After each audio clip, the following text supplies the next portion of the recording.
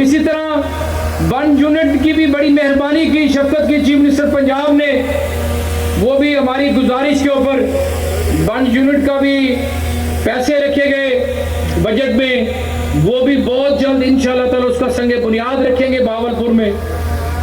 इसी तरह चिड़ियाघर की भी रेनोवेशन के लिए 2.5 अरब रुपया उन्होंने जारी किया।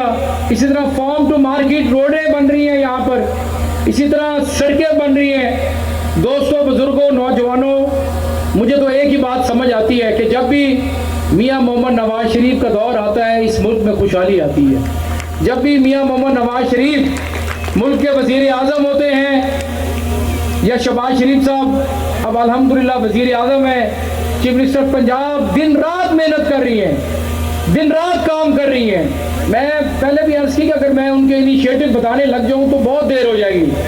तो दोस्तों, बुजुर्गों,